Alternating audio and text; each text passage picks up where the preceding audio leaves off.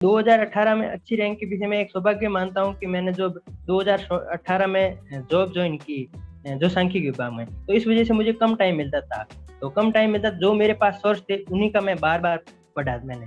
और कम टाइम में जितने कम सोर्स थे उनको बार बार पढ़ने से मैं सोचता कि मैं पीछे रह जाऊंगा, और मेरे पास टाइम भी कम है, तो मैं उनको बार बार पढ़ता था। कम लिमिटेड सोर्स थे उनको नमस्ते दोस्तों, तो कैसे आप लोग। आज हमारे साथ में आरएस 2018 में 22वीं रैंक हासिल करने वाले हनुमाना राम जी हैं, जिन्होंने टॉपर्स में अपनी जगह बनाई है। तो आज वो हमसे अपनी जर्नी साझा करेंगे, बताएंगे हमें कि उनके क्या स्ट्रगल रहे और किस तरह से वो इस रैंक तक पहुंचे, क्या उनकी मेहनत थी और क्या उनकी लाइफ के एक्सपीरियंसेस थे, वो सब हमसे साझा करेंगे। तो सबसे पहले तो आज आने के लिए हनुमाना राम जी को बहुत बहुत थैंक यू कि आज वो इंटरव्यू देने आए। और हनुमान राम जी को हम सभी की तरफ से सर बहुत बहुत बधाई। आपने राजस्थान की सर्वोच्च सेवा में 22वीं रैंक प्राप्त की है और आप एसडीएम बनने जा रहे हैं सर, तो आपको बहुत बहुत बधाई sir. Thank you Mahavir ji, और thank you sir Aditya ji, बहुत बहुत धन्यवाद आपका। बिल्कुल हनुमान राम जी। तो अब पहला सवाल जैसा हमारा रहता है अक्सर, कि आपका क्या बैकग्राउंड रहा है, आप कहाँ से आते हैं, अपने बारे में कुछ बताइए हमारे दर्शकों को। सर, मैं बाड़मेर डिस्ट्रिक्ट के छोटन ब्लॉक से, छोटन तहसील से, किसी गांव बिसानिया है मेरा। और मैंने अपनी एजुकेशन के बारे में बताऊं तो 5वीं तक की पढ़ाई मैंने अपने घर के पास स्कूल, प्राथमिक स्कूल से की। उसके बाद मैं 6 क्लास से अपने मामा जी के साथ चला गया था पढ़ने के लिए। क्योंकि जब मैं 5वीं में था, 5वीं तक मेरे को किताब तक पढ़नी नहीं आती थी। तो एक बार मामा जी आए थे, मामा जी ने कहा कि ये इसको तो बिल्कुल नहीं आता, तो वो अपने साथ ले गए मुझे। और वहाँ वहाँ पर 6 क्लास से 8 क्लास तक मुझे प्राइवेट स्कूल में एडमिशन हुआ। और वहाँ पर मैंने पढ़ाई की प्राइवेट स्कूल से, जालोर डिस्ट्रिक्ट में। उसके बाद मेरा 9th क्लास में नवोदय में मामा जी ने फॉर्म भरा, और उसमें फिर मैंने एग्जाम दिया तो सिलेक्शन हो गया। 9 to 12 तक मैंने जवाहर नवोदय विद्यालय जशनपुरा, जिला जालोर से 12th की थी। और मामा जी मेरे को हमेशा इसके लिए प्रोत्साहित करते थे कि हनुमान, या तो तेरे को पढ़ना है, या फिर ये अपने पास खेती का ऑप्शन है। या तो खेती करेगा, या मेरे बड़े भाई है वो ट्रक चलाते हैं, तो कहते हैं कि या तो तेरे पास एक 3 ऑप्शन है कि या तो तू खेती करेगा, या ट्रक चलाएगा, या पढ़ाई करेगा तो कुछ बन जाएगा, तो ये काम आएगा। ये यही मेरे को हमेशा वही कहते थे कि विकल्पहीन संकल्प है तेरे सामने। इसलिए मैं हमेशा पढ़ाई में जुटा रहता। जब से मामा जी के पास गया, उसके बाद मैंने पीछे मुड़ के नहीं देखा। और मैं सौभाग्यशाली भी हूँ कि जैसे जैसे मैं आगे बढ़ता गया, मुझे मेरे विकल्प खुलते गए, और मेरी पढ़ाई में भी अच्छे मार्क्स आने लगे। और मैंने 12th क्लास में 2013 में पास आउट की, ये जालोर डिस्ट्रिक्ट में टॉप किया था। उसके बाद मैं ग्रेजुएशन के लिए जोधपुर चला गया। वहाँ जयनारायण व्यास विश्वविद्यालय जोधपुर से 2016 में मेरी ग्रेजुएशन हुई। और उसके बाद मेरे बड़े भाई है, मामा जी के लड़के हैं, अशोक सिंह। उन्होंने मेरे को कहा कि तू आरएस की तैयारी तैयारी कर, और मेरे साथ चल ले, भाटिया आश्रम चलते हैं। वो सूरतगढ़ मेरे से जस्ट 2 महीने पहले ही गए थे, तो वो मुझे अपने साथ ले गए। वहाँ मैंने रहकर तैयारी की, सर के गाइडेंस में वहाँ तैयारी शुरू की। और फिर मेरा 2016 में मैंने प्रथम बार ग्रेजुएशन होने के बाद ही जस्ट ये भर्ती आई हुई थी, तो मैंने 2016 में एग्जाम दिया। और उसमें मैंने प्री क्लियर किया। फिर जैसे जैसे सर बताते थे, नया नया था, तो मेंस भी हुआ, फिर इंटरव्यू भी देके आया। लेकिन दुर्भाग्य से मेरी 980 रैंक लगी थी, फाइनली सेलेक्ट नहीं हो पाया था। और उसके बाद मैं बताता हूँ कि मैंने उसके बाद घर की परिस्थितियां भी ऐसी कि मैं एक ग्रामीण पृष्ठभूमि से आता हूँ। तो हमारे सामने एक ये भी प्रॉब्लम रहती है कि पैसे की प्रॉब्लम, की पढ़ाई आगे जारी रखने के लिए क्या किया जाए। तो मैंने 2018 में सांख्यिकी विभाग में भर्ती आई हुई थी, संगणक की भर्ती, संगणक भर्ती 2018, उसका एग्जाम दिया। तो उसमें मेरा सिलेक्शन हो गया। तो मैंने अक्टूबर 2018 में ज्वाइन किया उसे। और उसके साथ साथ मैं अपनी ड्यूटी के साथ साथ भी तैयारी जारी रखी, और इसका मेंस का एग्जाम दिया, और अच्छे से एक कंक्लूड के रूप में तैयारी की थी। जिससे कि मुझे 2016 का जो अनुभव था, उसका उपयोग करते हुए मैंने कौन कौन सी गलतियां की, उनमें सुधार करते हुए 2018 का एग्जाम दिया, और मुझे सौभाग्य से बहुत अच्छी रैंक मिली है। बिल्कुल सर। तो आपको क्या लगता है कि आपने ऐसी क्या गलतियां करी थी 2016 में जिस वजह से आपकी रैंक 900 के आसपास आई थी, और आपने फिर उसको किस तरह सुधारा और आपकी इतनी अच्छी रैंक आई। सर, 2018 में अच्छी रैंक के पीछे मैं एक सौभाग्य मानता हूँ कि मैंने जो 2018 में जॉब ज्वाइन की, जो सांख्यिकी विभाग में, तो इस वजह से मुझे कम टाइम मिलता था। तो कम टाइम मिलता, जो मेरे पास सोर्स थे उन्हीं का मैं बार बार पढ़ा मैंने। और कम टाइम में जितने कम सोर्स थे उनको बार बार पढ़ने से मैं सोचता कि मैं पीछे रह जाऊंगा, और मेरे पास टाइम भी कम है, तो मैं उनको बार बार पढ़ता था। कम लिमिटेड सोर्स थे, उनको बार बार पढ़ा। और 2016 में मेरी यही गलती हुई, क्योंकि मेरे पास टाइम खूब था, मैं बेरोजगार था, तो पूरा दिन यही कि किताबें ढूंढने में या कहीं से कहीं मैटर मिल जाए, ये करने में मैं एक तो व्यस्त रहा और बहुत सारा मैटर पढ़ा। लेकिन कभी भी उस पर फोकस नहीं किया कि आरपीएससी क्या पूछेगी और कितना क्या पढ़ना है और कैसे मैं आंसर लिखूंगा। इस पे मैंने कभी सही से काम नहीं किया। मैं आंसर लिखता था वहां पर मेरी, क्योंकि मैं वो जो आश्रम में मेरी अच्छी रैंक भी आती थी, लेकिन मैं पीछे रैंक के पीछे ही भागता था कि आश्रम में जो रैंक आती है उसी से मैं संतुष्ट हो जाता। वापस आके मैंने अपनी खुद की कॉपी कभी देखी नहीं ढंग से, तो मैं वो कॉपी ऐसे ही रख देता था। तो ये मुझे लगता है कि कहीं ना कहीं मेरी कमी रही थी। तो उसको मैंने 2000 जब 2016 की मैंने कॉपी देखी अपनी, तो मुझे पता चल गया कि मेरी यहाँ यहाँ गलतियां हुई है। तो उसको मैंने 2018 में सुधारने का प्रयास किया कि पॉइंट टू पॉइंट अपने जो नोट्स बनाए, जिन बिंदुओं पर मेरा कमजोर था, जैसे साइंस है या फिर कुछ ऐसे टॉपिक्स जो थर्ड इकाई है प्रत्येक टॉपिक की, या इंग्लिश है, उनके मैंने खुद ने नोट्स बनाए और उनको अच्छे से पढ़ा, बार बार उनको पढ़ा। और मेरे पास 2018 में जॉब की वजह से जो लिमिटेड सोर्स थे उसको मैंने बार बार पढ़ने से ही मुझे लगता है कि ये यहाँ यहाँ तक जो अच्छी रैंक आई है उसके पीछे यही वजह है कि लिमिटेड सोर्स को बहुत अधिक बार पढ़ा। बिल्कुल सर, ये तो एक बहुत इंपॉर्टेंट पॉइंट है जो हमने भी सुना है कि लिमिटेड सोर्सेज से पढ़ा जाए, जो कि काफ़ी अभ्यर्थी इस चीज़ को लेके गलती करते हैं, जिनका उन्हें ध्यान रखना चाहिए कि लिमिटेड सोर्सेज से पढ़ा जाए। तो एक और सवाल है कि आपने इंटरव्यू की प्रिपरेशन किस तरह से करी थी, और आप मतलब क्या एक्सपेक्ट कर रहे थे कि इंटरव्यू कैसा जाएगा, और उसके बारे में कुछ बताएं। सर इंटरव्यू जैसे कि मैंने 2016 में भी इंटरव्यू दिया था, लेकिन उस समय मैं इतनी तैयारी नहीं कर पाया था। और 2016 में मैंने जगह जगह भटक के भी देख लिया था कि इंटरव्यू कहाँ कहाँ देने में, क्योंकि इंटरव्यू का एक डर था। तो मैं जयपुर भी गया, जोधपुर भी गया, सब जगह गया। लेकिन फिर 2018 में मुझे पता था कि इंटरव्यू किस तरह होता है आरपीएससी में, तो मुझे इसका एक्सपीरियंस था, तो मुझे थोड़ा कम डर था। लेकिन जो बोलने की हेजिटेशन थी, वो तो सर मैं 2000 जब से जो मेंस हुआ था उसके बाद से हमारे जो भाटिया आश्रम जोधपुर की शाखा के जो कुछ साथी थे, महावीर जी है या फिर नंदू सिंह जी है, तो उनकी मदद से जो उन्होंने ग्रुप बनाया एक छोटा सा सर, जिसमें आप भी जुड़े हुए थे, तो उस ग्रुप की मदद से जो हमने वहाँ इंटरव्यू किए ऑनलाइन, जो कोरोना की वजह से ऑनलाइन इंटरव्यू हम कर रहे थे, तो उसका मुझे बहुत बेनिफिट हुआ कि एक ग्रुप में जुड़कर वहां पर लोगों से, तो फर्स्ट जो मैंने इंटरव्यू दिया था मैं बोल भी नहीं पा रहा था कुछ, तो महावीर जी और उन्होंने मुझे प्रोत्साहित किया आपने कि आप एक बार दो, कुछ भी नहीं आ रहा फिर भी बोलने का प्रयास करो। तो धीरे धीरे धीरे मैंने एक दो इंटरव्यू देते देते देते लास्ट तक मुझे एक बिल्कुल कॉन्फिडेंस आ गया था कि मैं बहुत अच्छा इंटरव्यू दे सकता हूँ। तो और यही मेरे को कॉन्फिडेंस था, और इस वजह से ही मुझे लगता है कि मैं फाइनल जब इंटरव्यू देने गया तो मुझे वहां पर आरपीएससी में बिल्कुल ऐसा माहौल महसूस नहीं हुआ कि मैं कहीं पर आरपीएससी में आके भी इंटरव्यू दे रहा हूँ। मुझे वहाँ जो हम ग्रुप में जो इंटरव्यू देते थे उससे भी अच्छा माहौल था वहाँ। मुझे लगता है कि वहां पर बहुत इजी माहौल में मैंने इंटरव्यू दिया, और ये मेरे लिए एक पॉजिटिव बात रही। और उस समय जब मैं इंटरव्यू दे के निकला तो मुझे लग रहा था कि ये एक पॉजिटिव है इंटरव्यू, और मुझे बहुत अच्छा इंटरव्यू गया है, और इस वजह से मुझे 72 मार्क्स भी मिले हैं। बिल्कुल सर, 72 मार्क्स तो काफ़ी अच्छे मार्क्स हैं जो आपने हासिल किए। तो इंटरव्यू की कोई अगर आप कुछ बात बताना चाहें जो स्पेशल हो, या कुछ ऐसा क्वेश्चन जो आपसे पूछा गया हो तो। सर मुझे मुख्यतः बाड़मेर, क्योंकि मैं यहाँ बॉर्डर एरिया से बिलोंग करता हूँ, तो बाड़मेर जैसे जालोर एरिया का इससे संबंधित क्वेश्चन ही मुख्यतः पूछे गए थे।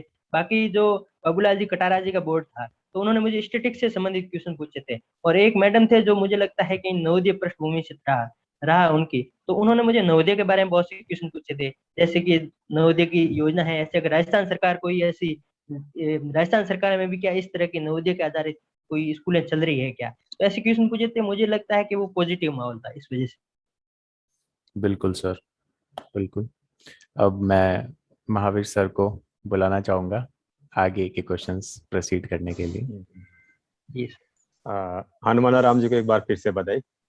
और थैंक यू सर। काफी समय से आपके साथ जुड़े हुए हैं हनुमान राम जी, और आपकी जो स्माइल है वो बिल्कुल सबसे अलग है, स्पेशल है, और वो आपको यूनिक बनाती है। थैंक यू सर, तो थैंक यू। सब हाँ, तो सबसे पहले आप मुझे ये बताइए, जो रिजल्ट रिजल्ट वाली रात थी, उस रात को तो हम लोग कब सोए ही नहीं थे, तो उस दिन आपका क्या चल रहा था, उस दिन आपके घर पे क्या चल रहा था, या आपका क्या रिएक्शन था रिजल्ट के बाद में जब आपने 22वीं रैंक देखी, तो उसके बाद में किस तरह का आपका रिएक्शन रहा, किसने आपको बताया क्या क्या चला उसके। बिल्कुल सर की गम वाली रात को कोई वो क्या नींद किसको आती है और खुशी वाली रात सोता कौन है। वैसे ही जिस दिन मैंने दूसरे दिन सुबह आपको 7 बजे ही आपसे बात हुई थी, तो हनुमान जी अभी तक आप सोए नहीं, मैंने कहा आज तो मैं सोया ही नहीं, आपको भी पता ही है। और बिल्कुल। जिस दिन रिजल्ट आया था उस दिन पूरा परिवार था, और मेरे जो भाई है, काका जी है, जो मिलकर मतलब हमारे पड़ोसी है, तो उन सब मिलकर बैठे थे हम, 15-20 जने वहां बैठे थे, रिजल्ट का वेट कर रहे थे कि लगभग 8 8 बजे के बाद लोग यहाँ भीड़ इकट्ठे होना शुरू हो गई थी। हम 20-25 जने थे जब रिजल्ट आया था उस समय। तो मैं वो बार बार आरपीसी की साइट पे उसको रिफ्रेश कर रहा था, और 2-3 फोन में भी हमने ये साइट खोल रखी थी। फिर जैसे ही रिजल्ट आया तो उसमें मेरे को रोल नंबर याद थे, लेकिन मैंने रोल नंबर किए उसमें डाले तो उसमें सीधा 22वीं रैंक। मुझे विश्वास नहीं हुआ कि 22वीं हो नहीं सकती, हो सकता है मैं रोल नंबर भूल गया हूँ, मुझे याद है, हो सकता है मैं इसमें गड़बड़ी में भूल गया हूँ। तो फिर मैंने दोबारा अपना जो कॉल लेटर था उसमें देखे रोल नंबर, और फिर दोबारा देखा तो उसमें रोल नंबर सही सही डाल के फिर भी वो 22वीं रैंक आया। मुझे फिर भी विश्वास नहीं हुआ, मैंने पास में जो भाई था उसको कहा, मैंने कहा तू अपने फोन में देख, हो सकता है मेरे फोन में कोई और ऐसे हो गया होगा। मुझे फिर भी विश्वास नहीं होता। फिर तीसरी बार उसके फोन में देखा, उसने कहा कि 22वीं है। फिर जाके वो खुशी हुई, खुशी में कुछ बोल भी नहीं पाया, बस जो मम्मी पास में थे और भैया पास में थे, मैं भैया से गले मिल गया, भैया को कहा कि आपका भाई एसडीएम बन गया, इतना ही बोल पाया मैं तो, इतनी खुशी हो रही थी। और बिल्कुल। फिर पूरे परिवार बहुत खुश हो गए। बिल्कुल आपकी बातें सुन के एकदम मतलब क्या कहते हैं, रोंगटे खड़े हो रहे हैं वैसे। एसडीएम आप बन गए, पर अब तो आपको विश्वास हो गया होगा। बहुत बिल्कुल सर, शानदार अब जर्नी रही है जाके विश्वास में। आपकी जर्नी रही है, बड़ी स्ट्रगल वाली भी रही है। आपके पारिवारिक पृष्ठभूमि के बारे में हमने काफी सुना है, आपसे बात भी हुई है पहले से। तो क्या आप क्या मानते हैं, क्या रोल रहा है आपके परिवार का, और क्या संघर्ष रहा है? संघर्ष और दोनों चीजें आप बताइए कि किस तरह से अभी तक की जिंदगी रही है आपकी। सर मैं प्रारंभ से ही स्कूल, गांव के स्कूलों में क्या है, एक तो इंग्लिश नहीं होती, मुझे आज भी इंग्लिश में प्रॉब्लम होती है कि इंग्लिश अच्छे से नहीं आती है। तो एक तो ये ग्रामीण पृष्ठभूमि की सबसे बड़ी प्रॉब्लम होती है कि इंग्लिश में हमेशा कमजोर रहते हैं और उससे डर लगता रहता है। और मेरे परिवार की बात करूं तो उन्होंने मुझे हर स्तर पर सपोर्ट किया है, और विशेषकर मामा जी ने, जिन्होंने अगर वो 5वीं क्लास के बाद मुझे अपने साथ नहीं ले गए होते, मैंने 6 क्लास 2 बार पढ़ी, गांव में 6 क्लास पढ़ा, उसमें मेरे को कुछ आता नहीं था, मामा जी ने वापस प्राइवेट स्कूल में भर्ती किया और 6 क्लास में मुझे दोबारा पढ़ाई। अ, तो मुझे लगता है कि वहां से मैंने उन्होंने मेरे विकल्प खोल दिए, और उन्होंने मुझे हमेशा एक ही बात कही कि घर वाले कुछ नहीं जानते हैं और तेरे सामने विकल्प ही संकल्प है, तू अगर तेरे पास पढ़ाई नहीं करेगा तेरे पास वो ऑप्शन रहेंगे। तो मुझे हमेशा उनसे डर रहता था। मैं जब भी गांव जाता था, जब भी छुट्टियों में घर जाता था, तो मुझे खेत में काम करना पड़ता था। तो उस वजह से मुझे पता था कि ये तो काम बहुत मुश्किल है। इस वजह से मैं, यही मेरे एक वो जो पढ़ाई का मुख्य रीजन यही था कि मैं उससे डरते डरते हुए खेत में जो काम करना है और जो परिस्थितियां हैं उनसे डर कर ही मैं पढ़ाई करता था। और दूसरी बात है कि जब भी, अब खेती में रेगुलर आय तो होती नहीं है, तो जब भी मुझे खर्चे की जरूरत होती जैसे तैसे करके जो बड़े भाई हैं मेरे से, जो 2 बड़े भाई हैं, तो उन्होंने जैसे तैसे करके खर्चा पूरा किया, और वो हमेशा यही बात कहते थे मेरे को कि हमें कुछ नहीं पता है, तू किसकी तैयारी कर रहा है, क्या कर रहा है, हमें तो इतना पता है कि हमें खर्चा देना है, तू पढ़ाई करता रहे, और तू वहां पढ़ाई कर रहा है या क्या कर रहा है हमें कुछ पता नहीं, बस हम तू जितना मांगेगा खर्चा दे देंगे, और जहां तक तू पढ़ेगा भाई 4-5 साल, ग्रेजुएशन के बाद 2-3 साल और दे देंगे, उसके बाद तो तेरी मर्जी भाई, हम खर्चा कितना दे पाएंगे, वो तो अब तुझे देखना है तू क्या कर रहा है, और पढ़ाई करनी है तो तेरे मन से करनी है, तू क्या कर रहा है, हमें कुछ समझ नहीं आ रहा, हम तो खर्चा देने के लिए है। मैंने कहा और मुझे तो वो मेरा टारगेट फिक्स था। जब मैं 10th के बाद मामा जी ने कहा था कि तू साइंस ले, मैंने कहा नहीं, मैं आर्ट्स लूंगा, मुझे सिविल सेवा में जाना है। तो इसलिए मैंने अपनी मर्जी से ही आर्ट्स में फॉर्म भरा और आर्ट्स में बैठना शुरू कर दिया। और उसके बाद धीरे धीरे जब मेरे 12th में परसेंटेज बने अच्छे और मेरी अच्छी रैंक आई, तो फिर मामा जी को विश्वास हो गया कि ये पढ़ रहा है। और बिल्कुल उससे हनुमान राम पहले जी। जब, हाँ, हाँ जी, सर बताइए। उससे पहले जब भी मामा जी, मैं नवोदय में था, मामा जी के पास था, तब तो मामा जी उनसे डरता था, पढ़ाई होती थी। जब नवोदय में था, जब भी मामा जी मिलने आते थे, मैं तो या तो हॉस्टल में सोता मिलता उनको, तो उनको विश्वास नहीं हो रहा, तो वो 10th 11th में यही कहते थे कि तू पढ़ता है या सोता रहता है। और जब 12th का रिजल्ट आया तो उनको विश्वास ही नहीं हो गया, इतनी अच्छा मैंने परफॉर्म किया है। बिल्कुल बिल्कुल, आपका जो ये शुरू से ही जो आपका निर्णय रहा है, आर्ट्स लेना, सिविल सेवा में जाना, और साथ में आपके मामा जी का, आपके भाई साहब का जो सहयोग रहा है, उसी का परिणाम है कि आप आज एसडीएम के रूप में आप नियुक्त होने वाले हैं राज्य की सर्व सेवा में। तो आपके जैसे बहुत से युवा हैं, ग्रामीण पृष्ठभूमि के हैं, और उनके भी काफी ऐसी विकट परिस्थितियां होती है जिसकी वजह से वो लोग कहीं न कहीं उस मुकाम को हासिल नहीं कर पाते हैं। लेकिन आपने वो सब कर दिखाया है। तो आप क्या कहना चाहेंगे इन युवाओं के लिए, या क्या कुछ प्लानिंग रहनी चाहिए, क्या करना चाहिए इनको? अ, जब अगर मेरे जैसे ग्रामीण पृष्ठभूमि से विद्यार्थी, जो एक सामान्य पृष्ठभूमि है, अगर वो तैयारी करके अच्छी रैंक ला सकता है, तो मुझे लगता है कि आरएएस का एग्जाम कोई भी क्रैक कर सकता है। और इसके लिए जरूरी है निरंतर मेहनत करना।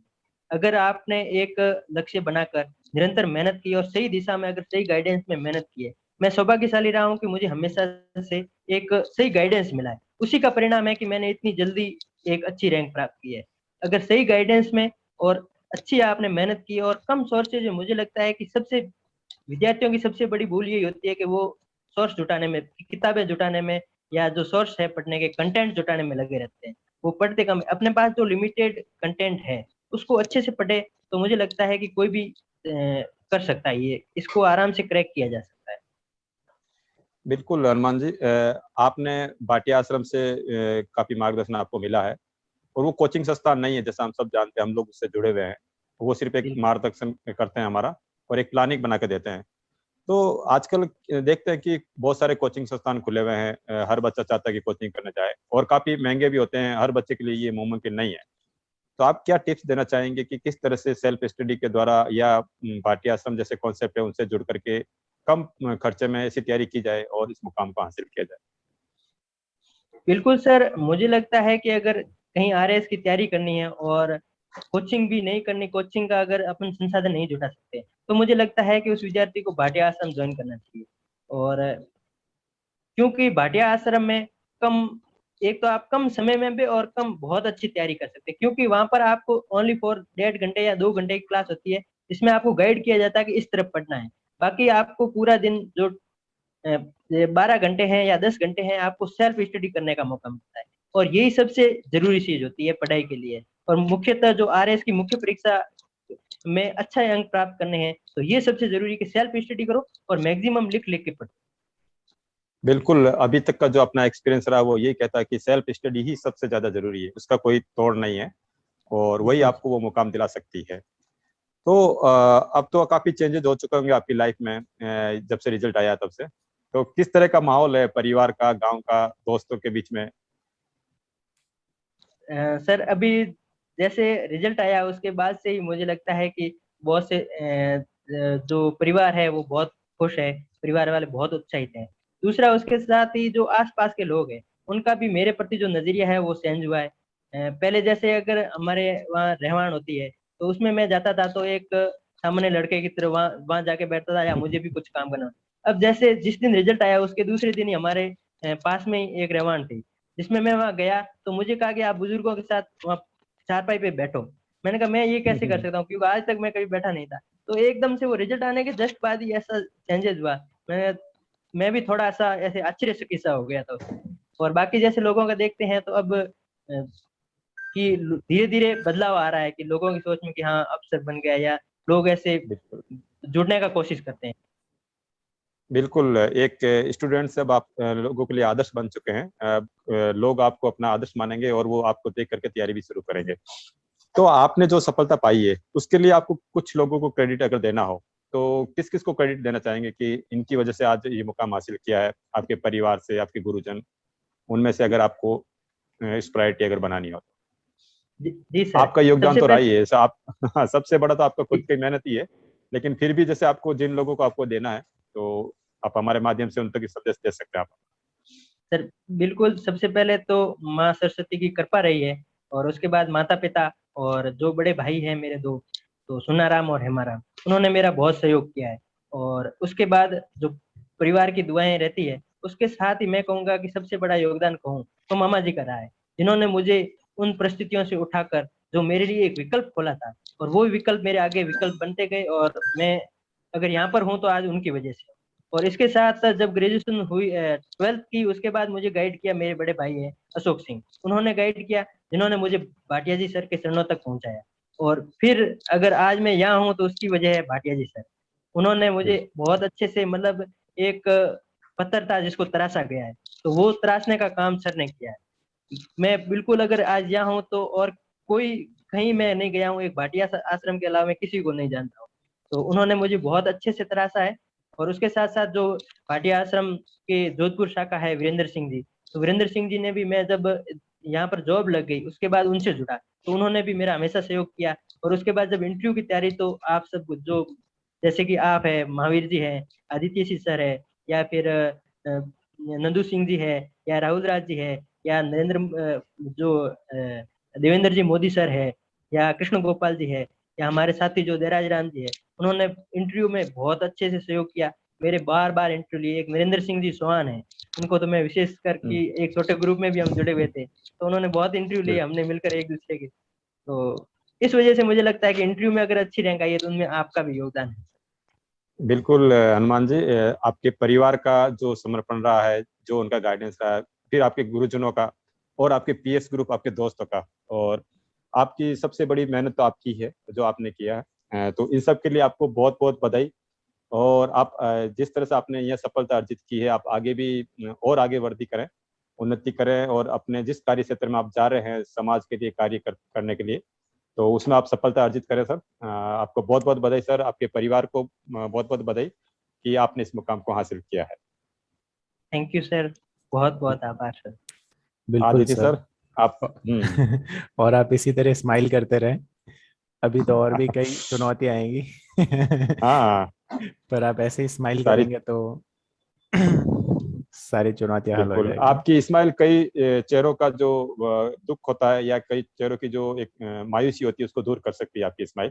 और अब आप उस पोस्ट पे भी हैं जहां पर आप कईयों को स्माइल दे सकते हैं अब आप। बिल्कुल सर। अब मुझे लगता है कि जो मेरा काम था, जो मेरी मेहनत थी, वो अब, मेरा असली काम है वो अब शुरू होता है। इतने दिन अब तो शुरू होगा मुझे पढ़ाई पढ़ाई होती है, अब मेरा जो फील्ड में काम है, जो लोगों के लिए मैं जो सपने देखता था कि मुझे, मैं ये करूंगा, मैं लोगों के लिए वो करूंगा, तो वो अब मेरा करने का टाइम है। और मुझे लगता है कि मैं जो बिल्कुल आश्रम के संस्कार है उन पे मैं जरूर काम करूंगा। और जिस बिल्कुल बिल्कुल परिस्थितियों से मैं उठा हूँ, तो उसमें उन लोगों की मुझे पता है कि धरातल स्तर पर क्या क्या समस्याएं आती है और किस तरह से लोग परेशान होते हैं। तो उन सब के लिए मैं प्रयास करूंगा कि मैं मेरी तरफ से जितना हो सकता है बहुत अच्छे से कार्य करूँ। बिल्कुल हमारी यही कामना रहेगी ईश्वर से कि आपका ये मुस्कुराता हुआ चेहरा ऐसे ही बना रहे, और आप दूसरों की मुस्कुराहट भी लाने का पूरा प्रयास करेंगे। थैंक यू सो मच, आपने आज हमें समय दिया है हनुमान जी, और आपको बहुत थैंक यू बहुत सर। बधाई एक बार फिर से। थैंक यू बिल्कुल। Sir, thank you. बिल्कुल हनुमान सर, बहुत बहुत बधाई आपको। Thank you sir. आपने एक ये प्लेटफॉर्म दिया है जिसकी वजह से मैं अपनी बातें लोगों तक पहुंचा पा रहा हूँ, उसके लिए आपका सर बहुत बहुत आभार। बिल्कुल सर, थैंक यू।